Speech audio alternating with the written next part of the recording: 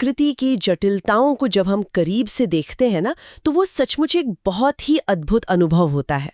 बिल्कुल। और आज का हमारा जो विषय है ऑर्गेनिजम्स एंड पॉपुलेशंस, वो इसी अद्भुत अनुभव का वैज्ञानिक आधार है। हाँ, मतलब जब सुबह सुबह किसी पक्षी को गाते हुए सुनते हैं ना, तो एक जिज्ञासु मन में स्वाभाविक रूप से दो सवाल आते हैं।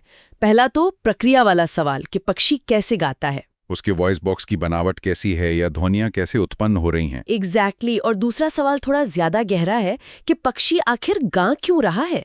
क्या वो अपने साथी को आकर्षित कर रहा है या अपने इलाके की रक्षा कर रहा है। और यहीं से इकोलॉजी की शुरुआत होती है। स्टूडेंट्स के लिए ये जानना बहुत जरूरी है कि इकोलॉजी असल में है क्या। कोई भी जीव अकेले जीवित नहीं रह सकता। सही कहा, वो एक निर्वात में या आइसोलेशन में नहीं रह सकता। एकदम सही। इकोलॉजिकल ऑर्गेनाइजेशन के 4 मुख्य लेवल्स होते हैं जिन्हें नीट एस्पिरेंट्स को टिप्स पर रखना चाहिए।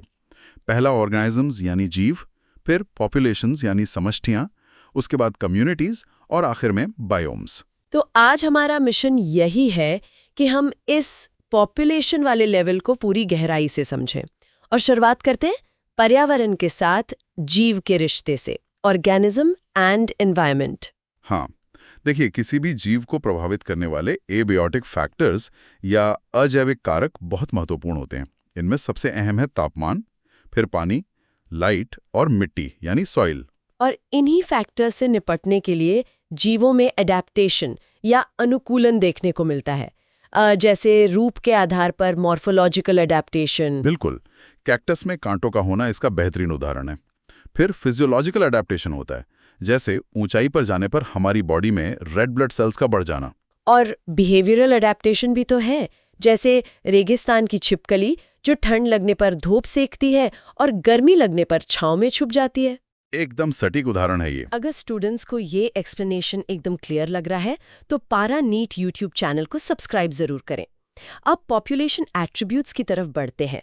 यहाँ एक बहुत ही रोचक बात सामने आती है। वो इंडिविजुअल और पॉपुलेशन के बीच का अंतर ना। हाँ, प्रकृति में एक अकेला जीव या तो जन्म लेता है या उसकी मृत्यु होती है, लेकिन जब हम पूरी पॉपुलेशन की बात करते हैं तो पॉपुलेशन की एक जन्म दर और मृत्यु दर होती है, जिसे हम बर्थ रेट और डेथ रेट या नेटालिटी और मोर्टालिटी कहते हैं। और इकोलॉजी में हम इसे प्रति व्यक्ति या पर कैपिटा के आधार पर मापते हैं। कमल के पौधों वाला उदाहरण नीट के लिए बहुत क्लासिक है। बिल्कुल। मान लीजिए कि एक तालाब में पिछले साल कमल के 20 पौधे थे।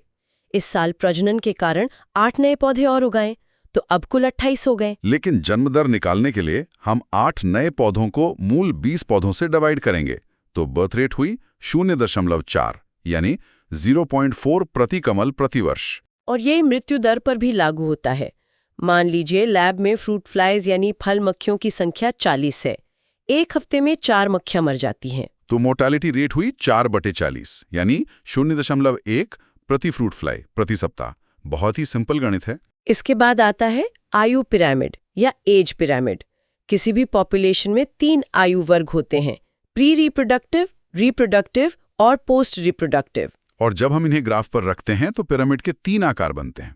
अगर पिरामिड का बेस बहुत चौड़ा है यानी बच्चों की संख्या ज्यादा है तो वो एक्सपैंडिंग या बढ़ती हुई पॉपुलेशन है। और अगर बेस और बीच का हिस्सा लगभग बराबर है तो वो स्टेबल या स्थिर पॉपुलेशन है। सही कहा। और अगर बेस सिकुड़ रहा है तो वो डिक्लाइनिंग या घटती हुई पॉपुलेशन का ग्राफ है। मानव जनसंख्या में ये तीनों पिरामिड देखने को मिलते हैं। अब पॉपुलेशन डेंसिटी की बात करते हैं। आम धारणा यही होती है कि घनत्व का मतलब सिर्फ जीवों की गिनती कर लेना है, लेकिन हमेशा ऐसा नहीं होता।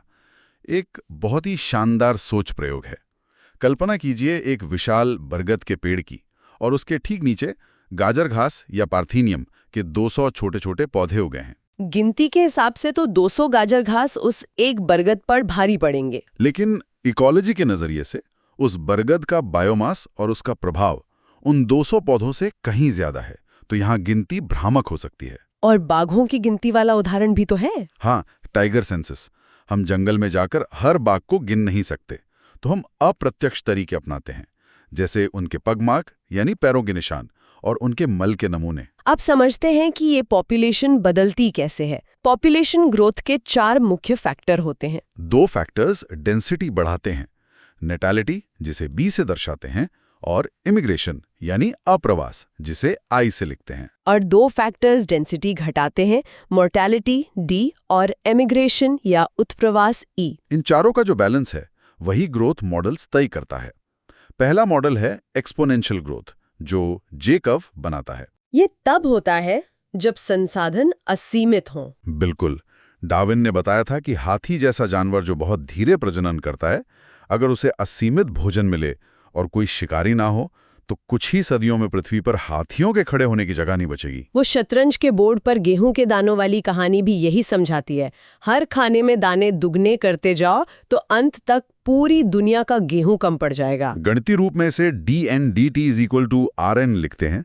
यहाँ जो R है वो प्राकृतिक वृद्धि की अंतर्निहित क्षमता है। लेकिन प्रकृति में संसाधन असीमित तो होते नहीं है। और इसीलिए हमारा दूसरा मॉडल आता है लॉजिस्टिक ग्रोथ, जो एस कर्व बनाता है।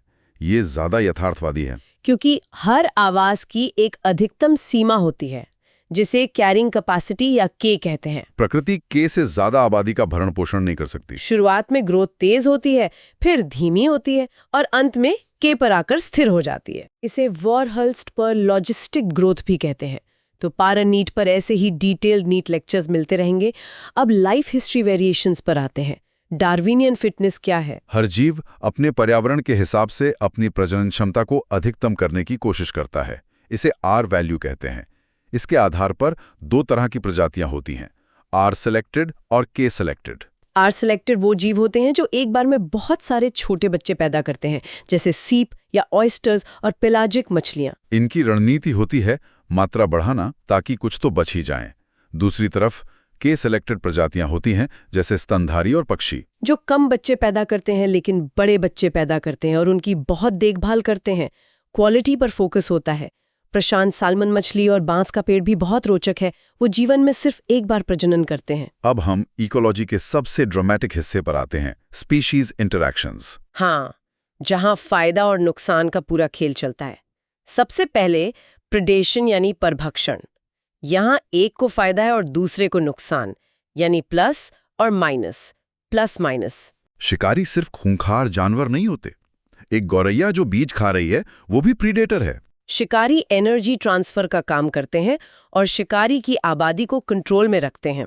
ऑस्ट्रेलिया में जो प्रिकली पियर कैक्टस बाहर से लाया गया था, उसने तबाही मचा दी थी, क्योंकि उसका कोई प्राकृतिक शिकारी वहां नहीं था। अंततः एक कीट या मौत को लाना पड़ा, जिसने उस कैक्टस को खाकर कंट्रोल किया। शिकार भी खुद को बचाने के बहुत तरीके निकालते हैं। जैसे कैटरपिलर अवस्था में जहरीला खरपतवार खाकर मोनार्क तितली जहरीली और बेस्वाद हो जाती है। पौधों के पास तो भागने का विकल्प ही नहीं है ना, तो वो कांटे विकसित कर लेते हैं, जैसे बबूल और कैक्टस। और कैलोटॉपिस का पौधा तो कार्डियक ग्लाइकोसाइड्स नाम का जहर बनाता है, जिसे खाकर जानवरों के दिल की धड़कन रुक सकती है। इसके बाद है कंपटीशन, यानी प्रतिस्पर्धा। यहां दोनों का नुकसान होता है। गॉस का कॉम्पिटिटिव एक्सक्लूजन प्रिंसिपल नीट के लिए बहुत इंपॉर्टेंट है। ये सिद्धांत कहता है कि दो समान प्रजातियां एक ही सीमित संसाधन के लिए असीमित समय तक साथ नहीं रह सकती। गैलापागोस द्वीप में बकरियों के आने से वहां के एबिंगडन कछुए विलुप्त हो गए, क्योंकि बकरियां बहुत तेजी से चढ़ती थीं। लेकिन प्रकृति हमेशा क्रूर नहीं होती। मैकार्थर के वार्बलर्स इसका उदाहरण है। 5 प्रजातियां एक ही पेड़ पर कीड़े खाती थीं। उन्होंने आपस में लड़ने के बजाय अपना समय और शिकार का तरीका बांट लिया। इसे रिसोर्स पार्टीशनिंग या संसाधन विभाजन कहते हैं। क्या गजब का इवोल्यूशनरी अडेप्टेशन है। अगला इंटरैक्शन है पैरासिटिज्म या परजीविता, प्लस माइनस। मुफ्त का भोजन और आवास। मुफ्त लगता है, पर परजीवियों ने बहुत कुछ खोया है। उन्होंने अपने सेंस ऑर्गन्स खो दिए और चिपकने के लिए सकर्स बना लिए। ह्यूमन लिवर फ्लूक को तो अपना जीवन चक्र पूरा करने के लिए घोंघा और मछली जैसे 2 होस्ट चाहिए। और ब्रूड पैरासिटिज्म इसका सबसे दिलचस्प रूप है। हाँ, कोयल जो अपना अंडा कौवे के घोंसले में देती है। कोयल के अंडे का विकास बिल्कुल कौवे के अंडे जैसा हो गया है। बेचारा कौवा अंतर पहचान ही नहीं पाता। अब सहभोजता या कमेंसलिज्म +0 की बात करते हैं। यहाँ एक को फायदा है और दूसरे को कोई फर्क नहीं पड़ता। आम के पेड़ पर होगा ऑर्किड, विशाल वेल की पीठ पर चिपके बार्निकल्स, या फिर चढ़ते हुए मवेशियों के साथ चलते बगुले। और वो क्लाउनफिश और समुद्री एनीमोन। क्लाउनफिश एनीमोन के जहरीले टेंटिकल्स के बीच छुपकर शिकारियों से बचती है। अच्छा, एक और इंटरैक्शन है जो नीट में अक्सर एग्जामिनर का ट्रैप बन जाता है, एमेंसिलिज्म -0। बिल्कुल, जहां एक का नुकसान है और दूसरे को कोई फर्क नहीं पड़ता।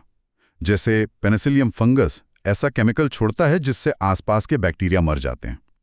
फंगस को ना फायदा ना नुकसान। कॉन्सेप्ट क्लैरिटी के लिए पैरानीट के साथ कनेक्टेड रहिए। अब आते हैं सबसे खूबसूरत रिश्ते पर, सहोपकारिता या म्यूचुअलिज्म ++। दोनों को फायदा। लाइकेन इसका क्लासिक उदाहरण है, जहाँ फंगी और एल्गी साथ रहते हैं, और माइकोराइजा में फंगी और पेड़ों की जड़ें। अंजीर और ततैया का रिश्ता तो 1 to 1 है। ततैया परागण करता है और अंजीर उसे अंडे देने की जगह और भोजन देता है। और इसका सबसे बड़ा क्लाइमैक्स है मेडिटेरेनियन ऑर्किड ऑफ्रिस। ओह हाँ, यौन धोखा या सेक्सुअल डिसीट। फूल की एक पंखुड़ी बिल्कुल मादा मधुमक्खी जैसी दिखती है। नर मधुमक्खी धोखा खाकर छद्म संभोग या स्यूडो कॉप्युलेशन की कोशिश करता है और इसी दौरान परागण कर देता है। इसे ही को-एवोल्यूशन या सह विकास कहते हैं। अगर मादा का रंग बदला तो फूल को भी बदलना पड़ेगा, वरना वो विलुप्त हो जाएगा। ये 1 लाइन रिवीजन फैक्ट्स और मेमोरी ट्रिक्स स्टूडेंट्स को जरूर याद रखने चाहिए। बिल्कुल। पॉपुलेशन इंटरैक्शन का साइन टेबल जैसे प्लस माइनस और माइनस माइनस हमेशा दिमाग में छपा होना चाहिए। तो आज की चर्चा से ये स्पष्ट है कि इकोलॉजी में कोई भी जीव आइसोलेशन में नहीं रहता। ये जीवन का एक शानदार वेब है जो निरंतर बातचीत से बना है। एकदम सही। नाजुक संतुलन बनाया है, जैसे ऑफ्रिस ऑर्किड और मधुमक्खी का रिश्ता। लेकिन आज मानव गतिविधियों और जलवायु परिवर्तन के कारण मौसम का चक्र बहुत तेजी से बदल रहा है। अगर ग्लोबल वार्मिंग के कारण असली मादा मधुमक्खी का प्रजनन चक्र 1 हफ्ता पहले शुरू हो गया और उस छल करने वाले ऑर्किड को नया रूप लेने या खिलने का समय ही ना मिले तो क्या होगा? क्या ये लाखों साल पुराने रिश्ते हमारे द्वारा लाए गए इस कृत्रिम बदलाव को झेल पाएंगे? ये सोचने वाली बात है। वाकई ये एक बहुत ही प्रोवोकेटिव थॉट है जिस पर विचार होना चाहिए। तो आज की इस लेक्चर से ऑर्गेनिजम्स एंड पॉपुलेशंस का कंप्लीट कॉन्सेप्ट क्लियर हो गया है। पैरा नीट के साथ जुड़े रहिए और अपना नीट क्रैक करिए। आज के लिए बस इतना ही। तो आज के इस खास चर्चा में स्वागत है। नमस्कार।